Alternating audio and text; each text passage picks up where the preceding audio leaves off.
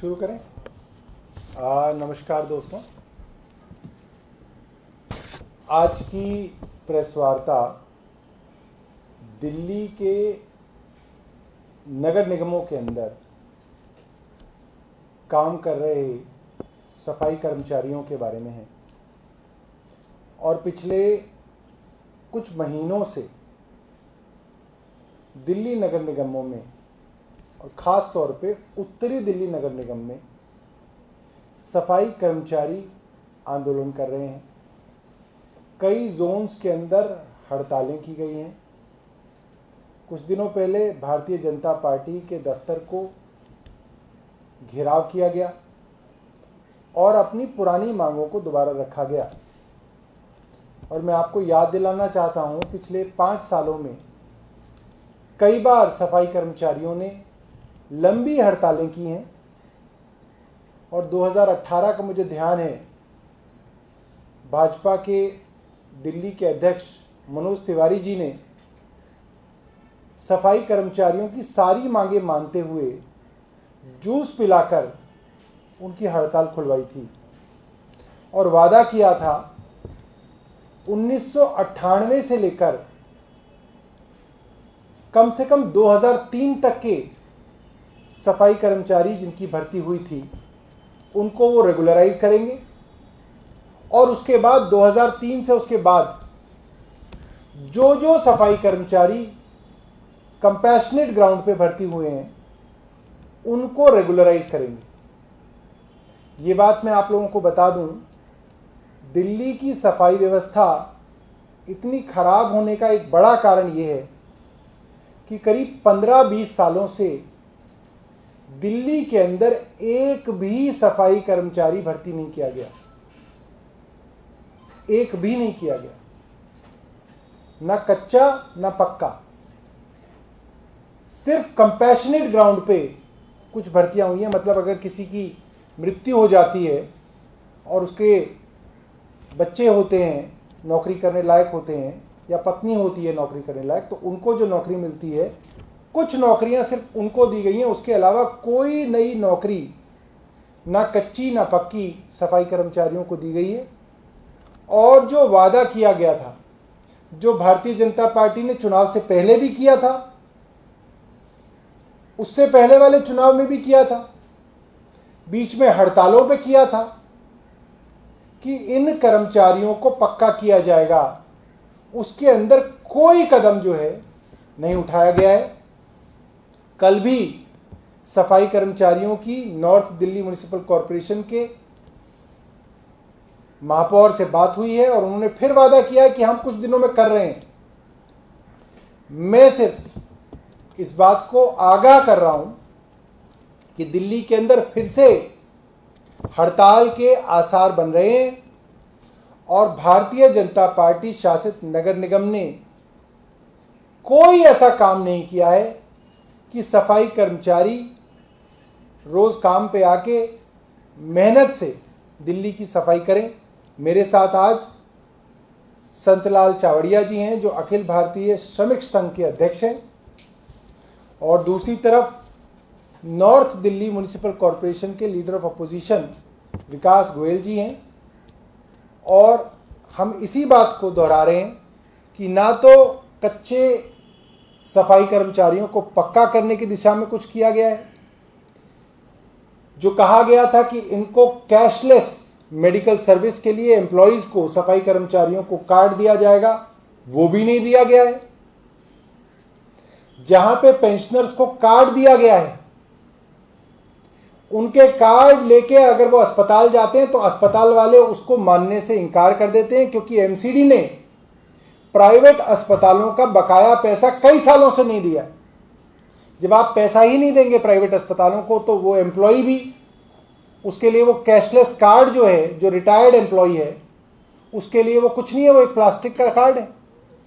और जो अभी के सफाई कर्मचारी है, उनको वादा करके भी अभी तक कैशलेस कार्ड नहीं दिया गया है। जो कर्मचारी रिटायर हुए हैं उनको उनका पीएफ नहीं दिया गया, उनको उनके रिटायरमेंट बेनिफिट्स नहीं दिए गए, लंबी लंबी लाइनों में लगाया जा रहा है 2-2 साल हो गए हैं रिटायर्ड एम्प्लॉयज को पैसा नहीं मिला। और जब जब भाजपा से इस बारे में बात होती है कि सफाई कर्मचारियों की इतनी कमी क्यों है, तो इस बात पे लीपापोती करते हैं, क्योंकि जितने सफाई कर्मचारी, पहली तो सफाई कर्मचारी कम है दिल्ली में, और जितने हैं उसमें भी एक बड़ा हिस्सा भाजपा के नेताओं की और एमसीडी के अफसरों की चाकरी करता है। उनकी सब्जी लेके आता है, ऑफिस में चाय के बर्तन धोता है, चाय पिलाता है, ऑफिस की देखभाल करता है। यह काम जो है सफाई कर्मचारियों से कराया जा रहा है, इसलिए दिल्ली पूरी की पूरी गंदी रहती है। बहुत बहुत धन्यवाद जी।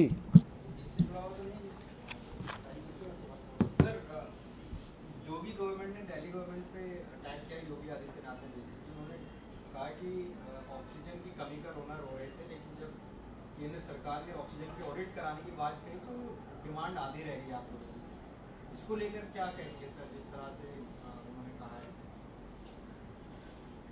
देखिए, 2 तरीके की सरकारें होती हैं। एक सरकार तो वो होती है कि अगर ऑक्सीजन की कमी है तो उसके लिए ऑक्सीजन का इंतजाम करे, उसके लिए शोर मचाए और अपना हक ले, जो दिल्ली सरकार ने किया।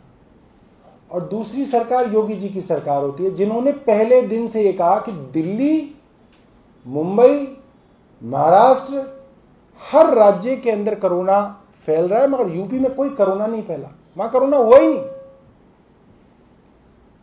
और गंगा के अंदर लोगों ने हजारों की संख्या में लाशें बहाई। चिता जलाने के लिए यूपी में लकड़ी कम पड़ गई, लोगों ने गंगा किनारे अपने रिश्तेदारों को दफन किया हिंदुओं ने।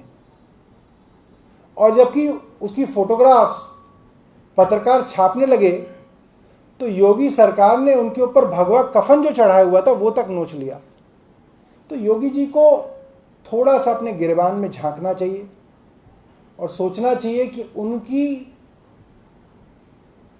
इस नादानी की वजह से और उनके अहंकार की वजह से उत्तर प्रदेश के गांव-गांव में मातम मना है। और उनकी बदनसीबी इतनी है कि सरकार ने माना ही नहीं कि उनकी कोरोना से मौत हुई है। जब आप कोरोना से मौत मानोगे तब जाके कोई आप उसकी मुआवजे की बात करोगे। आपने तो उसकी मौत तक को जो है मानने से इनकार कर दिया। बहुत दुख की बात है कि योगी आदित्यनाथ जैसे लोग अपने आप को योगी कहते हैं। कोई ना कोई साइंटिफिक टेस्ट होना चाहिए जिससे पता चले कि कौन योगी है कौन योगी नहीं है। ये तो होना चाहिए। कोई भी आदमी जो है अपने आप को योगी ऐसे नहीं कहना चाहिए। तो ये बहुत दुर्भाग्य है हमारे देश का कि इस तरीके के आदमी जो गुस्से से लाल हो जाता है। अरे योगी के बारे में तो भगवान श्री कृष्ण ने बोला था, योगी को ना गुस्सा आता है ना योगी को खुशी होती है। ये तो भगवत गीता में लिखा हुआ है। उसको ना दुख का असर होता है ना उसको सुख का असर होता है।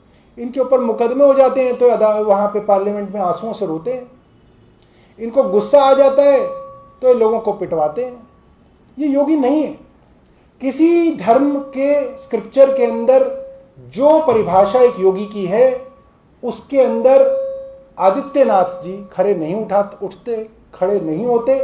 और नहीं तो आप स्क्रिप्चर्स देखिए, कहीं पे भी ऐसी डिस्क्रिप्शन नहीं है कि इस तरीके का आदमी योगी होता है। सर एक और सवाल ये है कि अभी आदेश गुप्ता और मनोज तिवारी ने प्रेस कॉन्फ्रेंस करके कहा है कि वो छठ जरूर मनाएंगे, जबकि बैन लगाया है। वो कह रहे हैं कि दिल्ली सरकार छठ नहीं मनाने देना चाहती, जबकि यूपी बिहार में वहाँ पर व्यवस्था की गई है, वो मनाई जा रही है। उन्होंने लोगों से मिलने की बात भी कही है। संख्या में रहते हैं और कल सीएम आवास पे वो प्रदर्शन भी करेंगे जिसमें छठ पूजा समिति की 2 की शामिल होंगी। देखिए, बीजेपी एक बड़ी चमत्कारी पार्टी है।